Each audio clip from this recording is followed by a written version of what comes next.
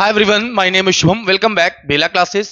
तो आज हम लोग को पढ़ना है क्या, फिजिक्स में जो है हम लोग को पढ़ने वाले हैं इलेक्ट्रोस्टैटिक शेल्डिंग के बारे में। तो ध्यान दीजिएगा, इलेक्ट्रोस्टैटिक शेल्डिंग क्या होते हैं समझिएगा।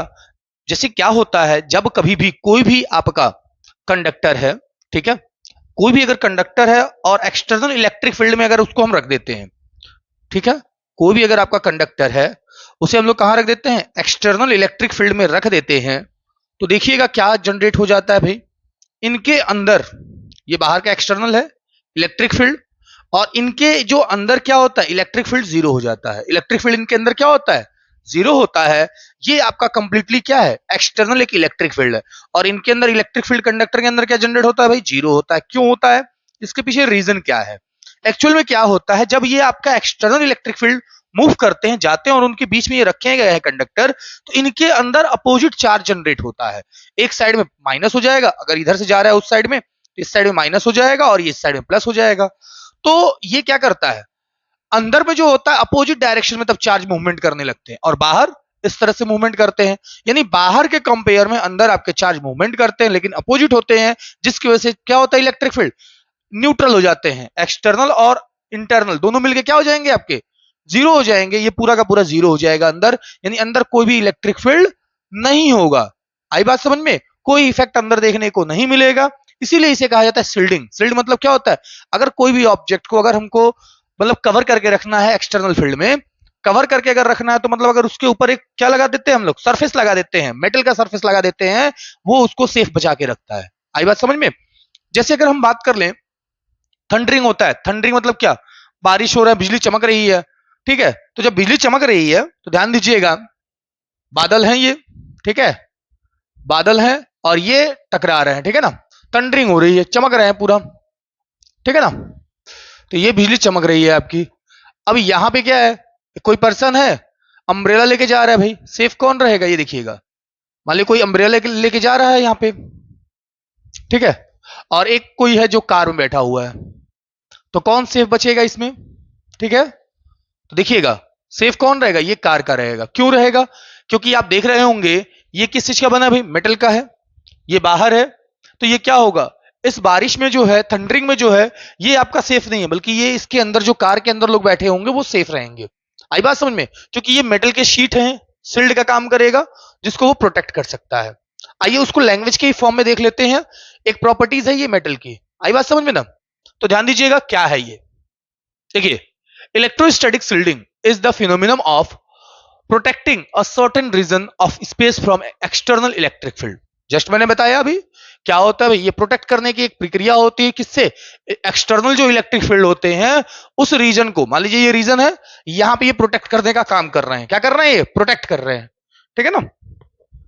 आगे देखिएगा, आगे क्या दिया गया है, we know that the electric field inside a conductor is zero.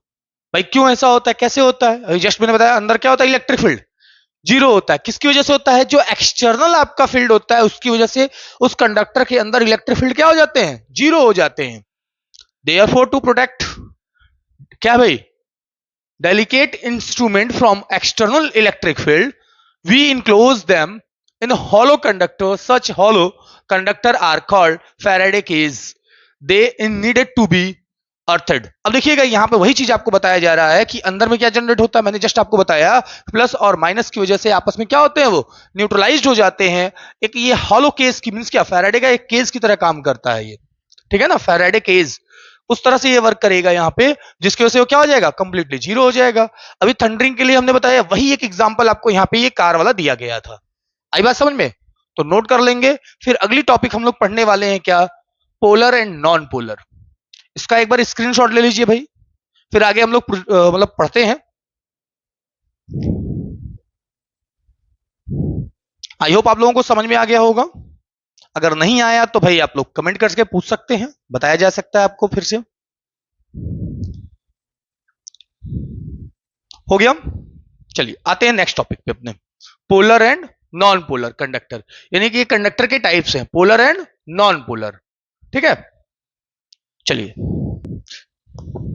चलिए आते हैं हम लोग अपनी नई टॉपिक पे। ध्यान दीजिएगा, जो क्या है भाई, डाइलेक्ट्रिक। डाइलेक्ट्रिक में क्या चीजें होती हैं, देखिएगा, डाइलेक्ट्रिक जो होते हैं दो टाइप्स के होते हैं, नॉन पोलर डाइलेक्ट्रिक और पोलर डाइलेक्ट्रिक। तो नॉन पोलर क्या होता है समझिएगा बेसिकली, जिसमें पॉजिटिव और नेगेटिव दो चीजें आप जानते हैं, सभी मेटल किसके होते हैं, पॉजिटिव और नेगेटिव के ही होते हैं। तो जिसमें मॉलिक्यूल्स क्या होते हैं, पॉजिटिव और नेगेटिव, जो दोनों के दोनों कॉन्साइड कर जाते हैं। कॉन्साइड मतलब एक दूसरे के ऊपर क्या करते हैं, ओवरलैप कर जाते हैं, यानी कॉन्साइड कर जाते हैं, ऐसे को हम बोलते हैं नॉन पोलर। ठीक है। और जब कभी भी अगर ऐसा होता है पॉजिटिव और नेगेटिव गिवन है, मतलब है, तो वो कॉन्साइड नहीं करते हो, तो उसी को हम लोग क्या कहते हैं, पोलर कहते हैं। उसको क्या कहते हैं हम लोग, पोलर कहते हैं। आइए देखते हैं क्या चीजें एक लैंग्वेज के फॉर्म में है, उसको देख लेते हैं, समझिएगा क्या है भाई। दिया गया है dielectric are insulating material which transmit electric effect without actually conducting electricity. देखिएगा डाइलेक्ट्रिक पहले कहते किसको हैं ये समझिएगा।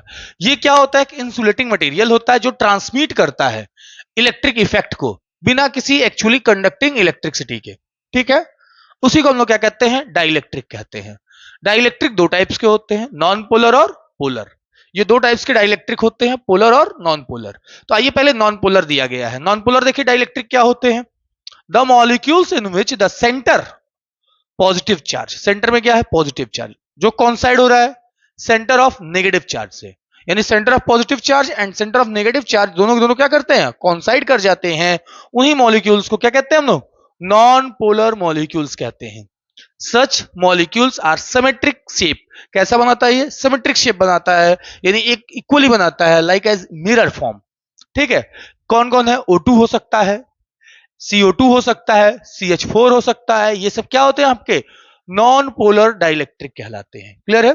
अब यहीं पे अब जो पोलर दिया है ये क्या करता है भाई, कॉन्साइड नहीं करते इनके सेंटर पॉजिटिव और नेगेटिव के। देखिए ऐसे ही है, if the centre of positive and negative charge do not कॉन्साइड because of the asymmetric, एक साथ होगा ये, asymmetric shape of the molecules, then these are called polar molecules। इसमें कौन आएगा, H2O होगा, NH3 होगा, HCl होगा, ये सभी चीजें आपकी क्या होते हैं भाई, पोलर कहलाते हैं। क्लियर है। कोई डाउट है इसमें, आई होप आपको इसमें कोई डाउट नहीं होगा। एक बार इसको आप लोग स्क्रीनशॉट ले लीजिए।